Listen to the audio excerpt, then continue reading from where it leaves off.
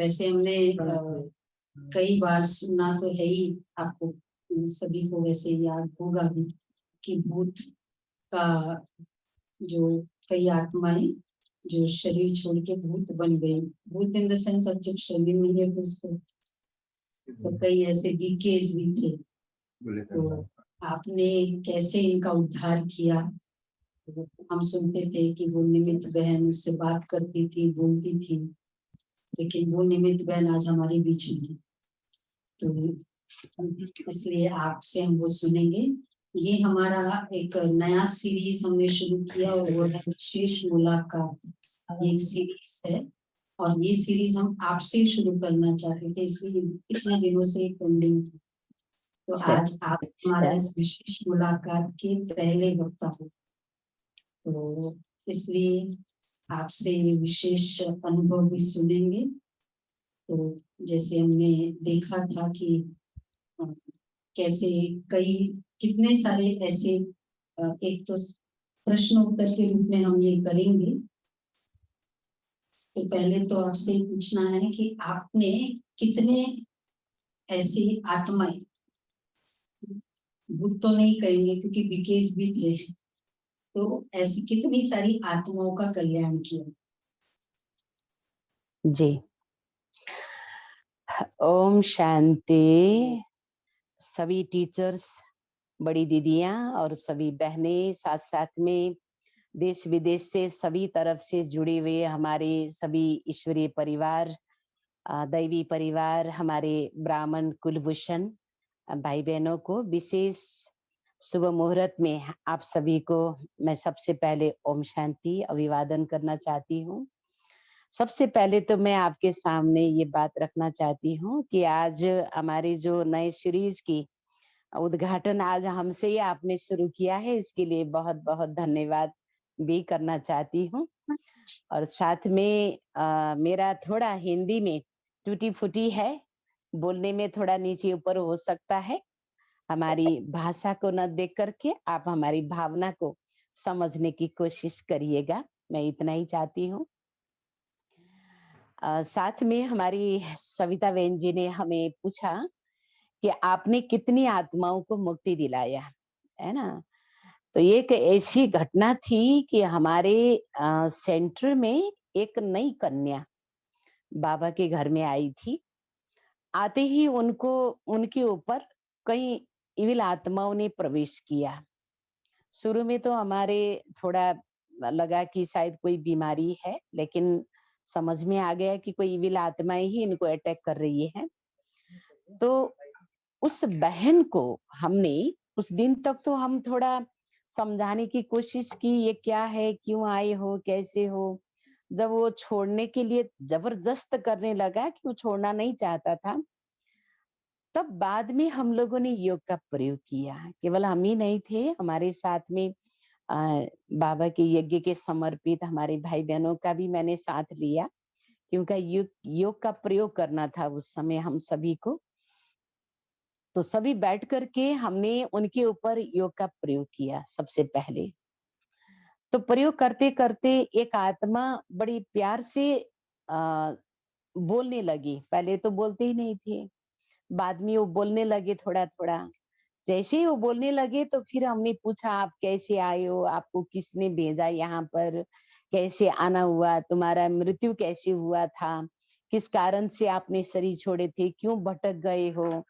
ऐसे ऐसे जब हम पूछने लगे तो बताने लगे, है ना। तो किस कारण से उनकी मृत्यु हो गई थी, अकाली मृत्यु के कारण वो आत्माएं भटकी हुई थी। और कोई आ, वो तो इतना बताते थे कि कोई तांत्रिक प्रयोग करने वाले लोग हम लोग को अपने वश में किया है, और जहां जहां हम लोग को भेज देते हैं वहां हमको जाना पड़ता है, इसलिए हम आ जाते हैं, है ना। दुख देना हमारा कोई वो नहीं है, लेकिन हमें करना पड़ता है, ऐसे ऐसे बोल देते थे। उस समय तो हमारी भी समझ में नहीं आई थी, क्योंकि मेरा भी पहली घटना थी उस समय, है ना। तो उसके बाद फिर हमको और इंटरेस्ट आगे बढ़ता गया, ये क्या चीज है, क्या करते हैं, कैसे करते हैं ये लोग। तो उसके लिए हमने कोर्स शुरू किया था। सबसे पहले कहते हैं ना हमारी गीता के अंदर भी कि धुंधकारी को भी सप्ताह से मुक्ति मिल गई थी, है ना। जब भक्ति मार्ग में एक सप्ताह से धुंधकारी को मुक्ति मिल जाती है तो ये हमारा ही यादगार। तो साप्ताहिक कोर्स का एक छोटा सा लेसन हम इनके लिए प्रयोग करके देखें। तो हमने इनके ऊपर ये प्रयोग करके देखा था। और सबसे पहले ज्यादा नहीं कि शरीर छोड़ी छोड़ी हुई आत्माएं देह को जब छोड़ती है, बहुत पावरफुल होती है, तो उनके लिए ज्यादा बोलने की जरूरत भी नहीं होती है। थोड़ा कहने से वो बहुत कुछ समझ जाते हैं। इसलिए मैंने उनके ऊपर थोड़ा आत्मा का लेशन और परमात्मा शिव बाबा का परिचय दिया। आप आत्मा हो, है ना? आपने केवल शरीर के ये पिंजरे को, ये कपड़े को आपने छोड़ा है, परिवार को छोड़ा है, लेकिन आप बहुत शक्तिशाली प्योर आत्मा हो। ऐसे बार बार आत्मा की स्मृति हम दिलाते गए और बाबा की याद भी उस आत्मा को सकाश देते गए और बाबा का परिचय दिया। जैसे ही मैंने बाबा का परिचय दिया और फिर हमने कमेंट्री कराया, सीधा ही उनको कमेंट्री कराई। और कमेंट्री कराने के बाद जैसे विजुअलाइज हम उसको देते गए, वैसे वैसे वो आत्मा बहुत मुस्कुराने लगी। और मुस्कुराते मुस्कुराते धीरे धीरे धीरे धीरे वो बोलने लगा कि आपको बहुत बहुत थैंक्स। बहुत साल से मेरे को कोई बांध के रखा था, आज मैं इसके बंधन से छूट के जा रहा हूँ, इसीलिए आपको धन्यवाद। मैं नए जन्म के लिए आगे जा रहा हूँ, है ना? तो उस शरीर को उसने बस छोड़ दिया। जैसे ही छोड़ दिया तो हम लोग तो बड़े खुश हो गए कि अरे भाई, ये आत्मा तो छोड़ के चली गई इतना करने से। फिर थोड़ी देर के बाद, आधा एक घंटे के बाद, फिर दूसरी आत्मा आ गई उसके ऊपर।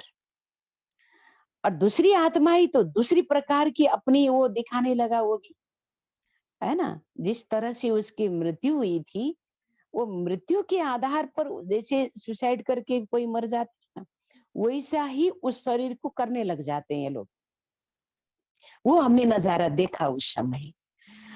तो फिर उसके लिए भी हम लोगों ने बैठ करके ओम का ध्वनि किया, योग का प्रयोग किया और धीरे धीरे पहले दृष्टि दिए और दृष्टि देते देते फिर उसको आत्मा का पाठ पढ़ाया। आत्मा का पाठ पढ़ाते पढ़ाते फिर उसको बाबा का परिचय दिया, फिर उनको कमेंट्री कराया। ऐसे करते करते वो आत्माएं भी धीरे धीरे वो बोलने लगे। पहले तो बोलती नहीं थी वो आत्मा, पहली आत्मा जल्दी बोल गई थी लेकिन दूसरी जल्दी नहीं बोला। और धीरे धीरे हमने जब परिचय देते गए तो वो बोलने लगे। जैसे ही वो बोलने लगे तो हमने पूछा उनको, आप कैसे आ गए हो? तो उनकी जिस तरह से मृत्यु हो गई थी, वो बताने लगे कि हमको किसी ने मारा था, है ना? किसी ने हमको मार के फेंक दिया था, इसलिए मैं तड़प रहा था बहुत समय से। और किसी तांत्रिक ने पकड़ के मेरे को अपने कब्जे में रखा और मैं फिर बहुत साल से कई आत्माओं को दुख देने लगा। जैसे जैसे वो मेरे को ऑर्डर करते थे, तुम वहां जाओ, तुम वहां जाओ, तो फिर मैं चला जाता था, ऐसे बोलने लगा वो भी।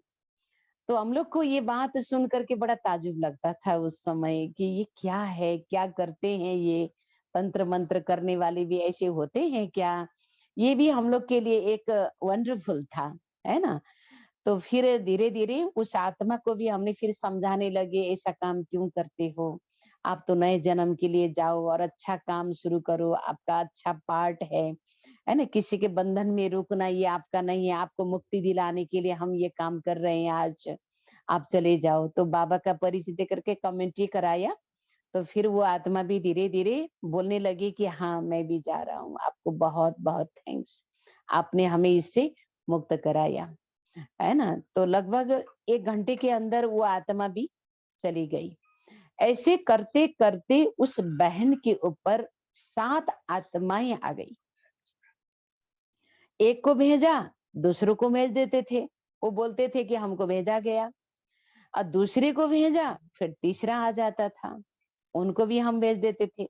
ऐसे करते 7 आत्माएं जैसे चली गई, तो हमको भी ये लगा कि हमारे सेंटर का भाई जिसने छत से उन गिर गिर गया था, वो भाई कम आंख दिखता था। आपने ये सब सुना होगा सपने, इसलिए जितने भी देश विदेश से जुड़े हुए हैं, आपको भी मैं थोड़ा नहीं पता हो तो भी मैं बताना चाहती हूँ कि हमारा वो भाई सेंटर में सेवा में रहा हुआ था। 18 साल से बाबा के ज्ञान में था और साथ में 14 साल से यज्ञ में समर्पित था। बचपन का जीवन उसका तपस्या में बीता हुआ था। बहुत जगह इंडिया में हमारे जयपुर के तरफ, अजमेर के तरफ जाकर के वो मंदिरों में बैठता था, सन्यासियों का संग करता था। ऐसे करते-करते उसको बाबा का ज्ञान 13 साल की उम्र में, वो 7-8 साल में घर छोड़ दिया था और 13 साल की उम्र में बाबा का ज्ञान मिला था। तो वो ज्ञान उसको यहीं आके ही मिला था। वहाँ इंडिया से जब अपने घर आया था, तो यहाँ आने के बाद उसको अचानक हम लोगों को देखा, जहाँ चित्र प्रदर्शनी कुछ कार्यक्रम चल रहा था, शिविर का प्रोग्राम, वहाँ पर वो आ गया। सन्यासी के वेश में आया था शुरू में, तो उसको परिचय जैसे ही मिला ना, तो बाबा के परिचय मिलने के साथ-साथ उसको कुछ साक्षात्कार भी हुआ था उस समय।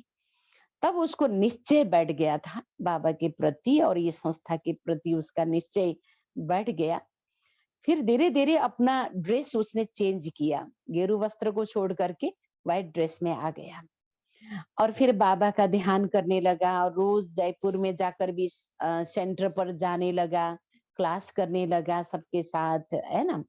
तो हमारे राजा पार्क सेंटर जो है, वहाँ हमारी आदरणीय निर्मला दीदी जी थी उस समय। आपके पास ही वो जाता था भाई, है ना? वहाँ जाकर के वो क्लास लेता था। अभी हमारी आदरणीय पूनम बहन जी हैं वहाँ पर। उस सेंटर पर वो आना-जाना करता था और बाद में अजमेर में हमारी राधा दीदी जी वो भी आप नहीं है इस समय, आपके पास भी वो जाया करता था, उनकी पालना दिया उसने शुरू में।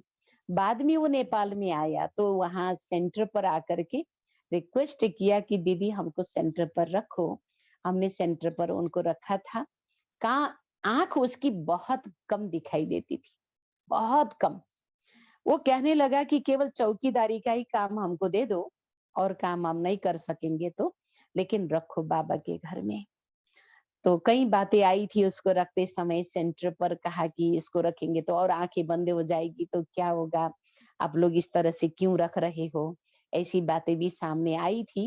लेकिन मेरे मन में उस समय आया कि बंद हो ये भी नहीं हो सकता है मेडिटेशन की ये चमत्कार है, इसकी आंखें खुल जाए।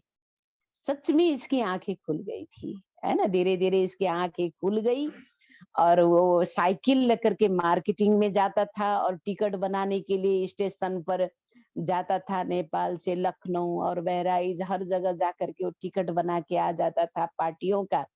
ये सेवा उसने जबरदस्त किया। बाद में एक कमाल थी बाबा की कि बाबा ने उसको इतनी शक्ति दी और दधीची ऋषि की तरह यज्ञ की हर प्रकार की सेवा करता था। स्थूल सेवा यज्ञ की बड़े प्यार से करता था, जो भी काम मिले उसको, है ना? और इतना तक कि उसकी इतनी भावना थी, शायद उसका जाने का पार्ट भी जल्दी था। यज्ञ के प्रति इतनी भावना थी, हमारी बहनें कभी बर्तन साफ करने के लिए बैठ जाती थी ना, तब भी वो कहता था कि दीदी आप लोगों को, आप तो देवियाँ हो, आप लोगों को, हम लोग को सम्मान करना चाहिए, ये बर्तन साफ आपको नहीं करना, ये मैं कर लूँगा। इस तरह से वो सेवा करता था। लेकिन अचानक उसकी छत से गिरना, कपड़े उठाने के लिए गया था, छत से अचानक वो भाई गिर गया तो उसने शरीर छोड़ दिया 1 घंटे के अंदर। जैसे ही शरीर छोड़ा ना 13वां दिन तक तो हम लोगों ने यज्ञ में भोग लगाया उसके लिए, 13वां दिन के बाद वो मेरे पीछे-पीछे चलने लगा। मेरे को आभास हुआ कि जहाँ मैं चप्पल खोलूँ, वहीं चप्पल खोलना, वो आवाज़ आ जाती थी। जहाँ मैं पर्दा खोलूँ, वहीं पर उसकी आवाज़ आ जाती थी। है ना? जैसे ही मैं जीना चढ़ूँ, वहाँ पर टप-टप आवाज़, पीछे देखूँ तो कोई नहीं है। ये जब आवाज़ होने लगी तो मेरे को पता चला कि ये भाई मेरे पीछे-पीछे है। तो मेरे मन में आए कि बाबा ये किस कारण से रुका हुआ है? इसको तो जाना चाहिए। इसने थोड़े ही सुसाइड किया जहाँ अटके। है ना? ये तो अचानक गिर गया था, अपने मन से थोड़ी गिरा था। अटकना क्या बात है ये? काफ़ी संकल्प मेरा चलता रहा कुछ दिन तक, लेकिन मैंने सेंटर पर किसी भाई-बहनों को बताया नहीं ये बात।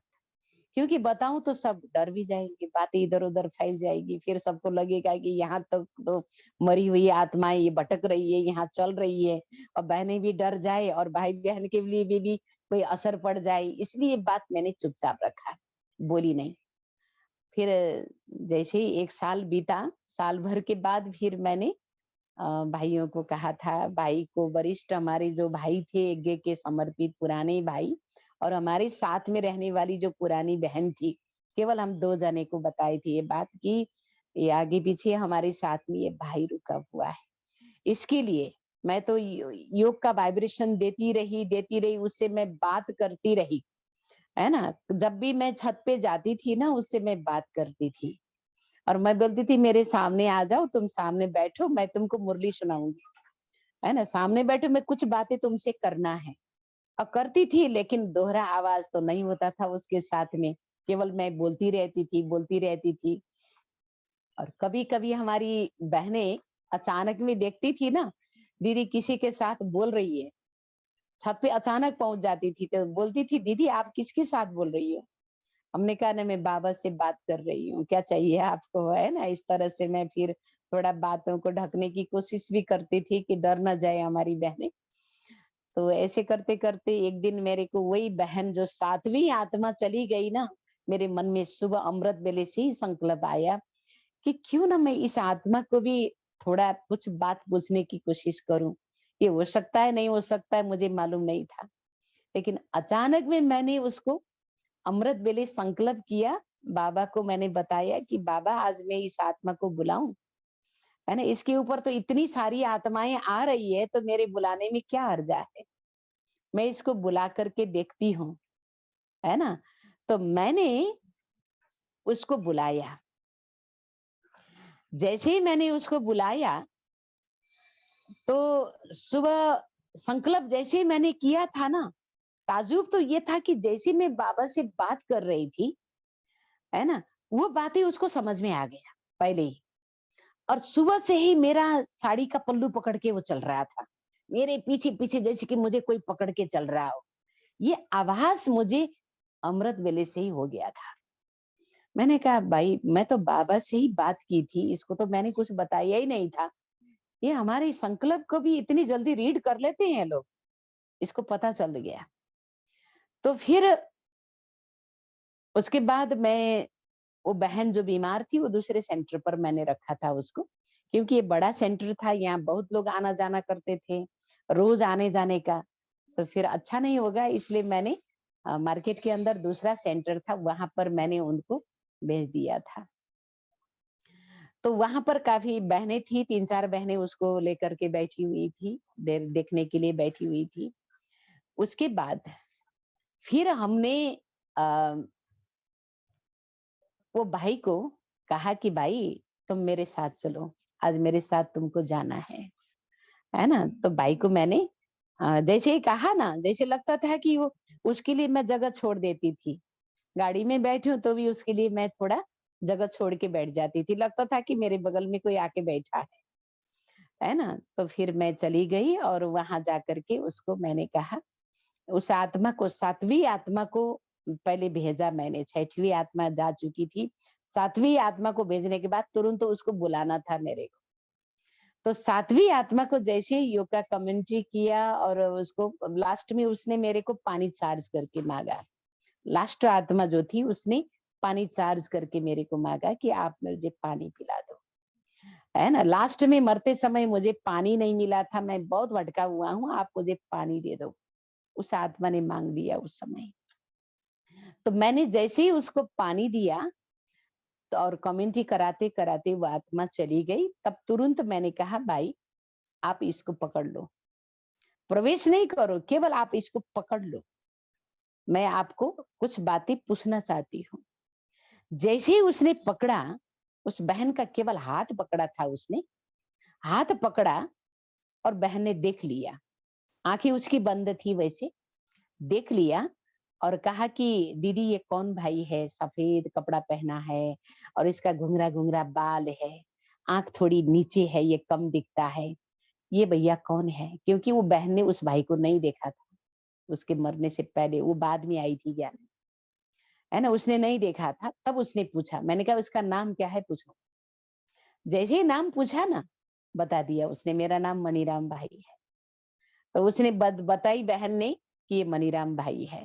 अच्छा, तुमको सुनाई देता है इसकी आवाज? बोली हाँ मुझे सुनाई देता है। तो ऐसे उसके साथ में बातचीत होने लगी। तो मैंने कहा भाई आप किस कारण से रुके हो, किस लिए आप रुके हो यहाँ पर, मेरे पीछे पीछे आप इस तरह से क्यों चल रहे हो भाई रोज रोज? मैं तो आपको भेजना चाहती हूँ, आपको भेजने के लिए ही आज मैंने आपको बुलाया है ना, आपको मैं छुट्टी देने के लिए कि आप चले जाओ, आपको अटकने की जरूरत नहीं है, आप चले जाओ, आपको हम छुट्टी देते हैं, किसी कारण से भी आप रुके हो आप जा सकते हो। जैसे ही मैंने कहा ना, बहुत रोया वो बहन के थ्रू, उसकी आंखें इतनी भर गई और बहुत रोया। कहा कि बाबा यही मुझे बोल रहे थे कि आपको दीदी इस तरह से छुट्टी दे देगी और छुट्टी देने के बाद तुम चले जाओगे। तब मैंने उसको कहा कि बाबा ने आपको क्यों रोका था? तब कहा उसने कि छत से जैसे ही मैं गिरा, आपको मुझे हिसाब देना था, क्योंकि स्टेशन वो टिकट कैंसिल करके आया था, काफी एसी के टिकट थे, वो कैंसिल करके आया था, उसको हिसाब देना था। वो हमेशा आता था तो पहले हिसाब देता था, लेकिन उस दिन उसने कपड़े उठाने के लिए गया और हिसाब नहीं दिया था। तो हिसाब देने के लिए मुझे याद आई, जैसे ही मैंने गिरा, ऊपर से गिरा, तो मैंने कहा दीदी कह करके मैं गिर गया था। देखो ये हम ब्राह्मण बच्चों के लिए एक बहुत बड़ा पाठ है कि अंत मति स्वगति, बाबा जो कहते हैं ना, यही है। कहीं भी अगर हमारा मन अटका हुआ है किसी कारण से भी, तो अंत में हमारी मति दुर्गति हो जाएगी। इसलिए केवल दीदी कहकर ही बेचारा ऊपर से गिरा था और अटक गया, और मेरे साथ ही। और बाबा के पास गया तो तुमको बाबा ने क्या कहा, मैंने भी पूछा ना उसको। तब बाबा ने कहा उसको कि दीदी, बाबा ने कहा कि जाओ दीदी के पास, तुम दीदी कह करके उतरे थे ना ऊपर से, है ना, जाओ और दीदी के साथ बैठो, कुछ समय के बाद दीदी आपको छुट्टी दे देगी, फिर हम आपको जहाँ भेजना है भेज देंगे, है ना, ऐसे बाबा ने कहा। और दीदी को कैसे पता चलेगा बाबा, मैं ऐसे गिर जाऊंगा तो फिर कैसे पता चलेगा दीदी को, और दीदी मुझे कैसे भेज देंगी, ऐसे वो कहने लगा। तब बाबा ने कहा कि वो कोई भी तरीके से आपको बुलाएगी, बुलाएगी और आपको भेज देगी, तुमको चिंता करने की जरूरत नहीं है, तुम कहीं भी नहीं जाओ, वहीं पर बैठो और वहीं बैठ करके तुम वहीं खाओ वहीं पियो, हमको कौन खाने देगा, वो तो इतना तक बोलने लगा, कौन खाने देगा मेरे को, वहां पर कोई नहीं देंगे, वहां कुछ को पता नहीं चलेगा, दीदी को पता चलेगा। सच में वो इतना तक वो करता था, है ना, कि जैसे ही मैं भोजन करने बैठ जाती थी, हमेशा नहीं करता था, बड़ा ब्रह्मा भोजन या कोई बड़ा त्योहार का दिन होता था, भोग होता था, कोई होता था ना, उस समय वो खाते समय मेरी चम्मच जबरदस्त गिरा देता था, तब पता चलता था, और मन ही मन से कहती थी तेरे को यही गिराने की जरूरत थी क्या, है ना। फिर जो भी हो, मुझे तो वो उसको समाना ही था, एडजस्ट करना ही था, किसी कारण से भी अटका हुआ था बेचारा, है ना। फिर भी उसके लिए भी हमने फिर भेज दिया। ऐसे करके बहुत आत्माएं चली गई, आजकल भी कई आत्माएं आती हैं हमारे पास में, और आती हैं और जाती भी है ना। अभी अभी 1 महीने पहले भी एक आत्मा आई थी हमारे पास में, अचानक में ऐसे आना हुआ, किसी माता के ऊपर एक मिनट, आत्माएं, एक एक नहीं उनके ऊपर भी 5-5 आत्माएं आती थी 28 साल गंगा से। बहन थी। ये 1 महीने की बात है, 28 साल से वो माता के ऊपर 5 आत्माएं, और बहुत परेशान थी, बहुत परेशान, और बहुत बड़े परिवार की थी, और उनके उनके लिए बहुत खर्चा किया उन लोगों ने। लेकिन अचानक में वो आई थी, लगभग 800 किलोमीटर दूर से यहाँ पर उनकी बेटी रहती थी, और यहाँ आकर के बेटी के पास रहना हुआ, तो बेटी ने बताया आप दीदी से हम मिलाते हैं, शायद आपका भी उद्धार हो जाए, किसी आत्मा का उद्धार हो जाए, पता नहीं मम्मी आपको क्या होती है ये सब, है ना, हम तो आपको दीदी से मिलाने के लिए यहाँ पर बुलाया है। तो वो आई तो अचानक में ड्रामा अनुसार शायद उनको यहीं से जाना होगा। सबका भी मैं कह नहीं सकती हूँ पाठ कितने समय का है किसका। शायद उनका पाठ खत्म हो गया था, उनके साथ हिसाब किताब उनकी खत्म हो गई थी, मैं तो इतना ही कहती हूँ। और आई तो उनके लिए भी मैंने काफी पूछा, आप किस कारण से अटकी हुई हो, आप कौन हो, कहाँ की हो। उनके ही परिवार के सदस्य थे सब, केवल एक सखी थी उनकी, अचानक में उनकी मृत्यु हो गई थी। सखी थी, सखी भी उनकी जुड़ी हुई थी उनके साथ। बाकी उनके कोई बुआ जी थे, कोई उनके नाना जी थे, कोई उनकी है ना बहन थी, कोई माँ थी, सब बेटी के ऊपर अटकी हुई थी किसी कारण से। तो वो सब चली गई, है ना। 1 महीना मैंने इसका भी एक मेरे को एक रिसर्च ही था एक प्रकार की। हम ये करते जा रहे हैं, इसमें सफलता भी मिलती जा रही है, ये भी ड्रामा अनुसार होना था। इसीलिए हो गया और 1 महीने के अंदर भी 5 आत्माएँ चली गई तो हमको इसका भी एक अनुभव हुआ। इतनी सरलता से भी आत्माएँ जाती है क्या? केवल आधे घंटे के ऊपर उनसे पूछना और उनको क्या चाहिए आपको हम दे देते हैं और आप चले जाओ। बाबा का भोग लगाया और बाबा को भोग लगाते समय कोई क्लास में नहीं लगाया था, बाबा के कमरे में बैठ करके हम केवल यज्ञ के जो समर्पित 20-22 भाई-बहनें थे, सब बैठ करके उनके लिए हमने भोग लगाया था और भोग लगाने के बाद वो आत्माएँ छुट्टी दे करके गई। माता अभी बिल्कुल फ्रेश है, बिल्कुल ठीक है ना? ऐसी अनुभव हमारे ऊपर है। लेकिन बहन जी ने हमको पूछा, "आप डरते नहीं हो?" लेकिन मेरे को पहले से ही ये लगता था कि जो शरीर छोड़ी हुई आत्माएँ है ना, देह को छोड़ने वाली, हमसे बहुत कमज़ोर है। वो आत्माएँ कमज़ोर है। वो हमसे शक्तिशाली कभी नहीं हो सकते। कमज़ोर है इसलिए हमसे शक्ति लेने के लिए हमारे ऊपर बहुत बड़ा अटैक करने की कोशिश करते हैं, उनको शक्ति भरने के लिए। अगर हम मन से मजबूत हो, स्ट्रॉन्ग हो और डरे नहीं उनसे, तो फिर वो हार जाएँगे। कोई भी आत्मा क्यों ना हो। ये अनुभव मेरे को पहले से ही लगता था। मैं छोटेपन से ही इतना डरती नहीं थी, है ना? और अभी भी मुझे इतना डर नहीं लगता है। वो भाई के ऊपर भी कभी-कभी तो भाई ने मेरे को एक बार पूछा, जैसे बहन के तन में आया ना, उसने मेरे को कुछ समय छुट्टी लिया था, जब तक मेरा शरीर तैयार ना हो तब तक के लिए मैं कोई तकलीफ नहीं दूँगा, कोई तकलीफ नहीं होगा आपको, आप हमें इसके द्वारा कुछ मुरली कभी सुनने का, कुछ करने का आप छुट्टी दे दो। है ना? तो ज़बरदस्त करने लगा तो मैंने कहा कोई तकलीफ होगी तो आपको फिर भगा देंगे हम। तो कुछ समय रहा था। लेकिन उसने इतना राज खोला उसके अंदर हमको कि ईल आत्माएँ आत्माओं की संसार होती है, उनका भी एक सरकार बनती है, उनकी भी एक सब प्रकार के स्टेप बाय स्टेप होते हैं। ये सब राज उसने मुझे खोला और कहा कि इन आत्माएँ बहुत अपेक्षा करती है, जैसे आप भोग लगाती हो ना यहाँ पर, बहुत आत्माएँ आस लगा के बैठती हैं, है ना? प्राप्ति के लिए। इसीलिए वो भी बात उसने कहा और साथ-साथ में हमारे पीछे-पीछे बहुत आते थे यहाँ पर, मेरे साथ में रहने वाले, है ना?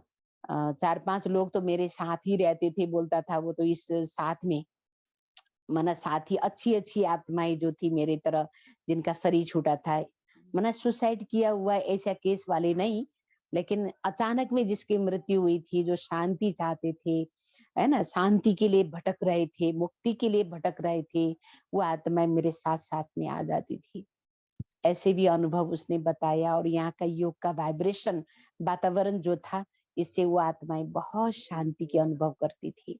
और किसी को उन्होंने तकलीफ भी नहीं दिया, मैंने देने भी नहीं दिया उन आत्माओं को।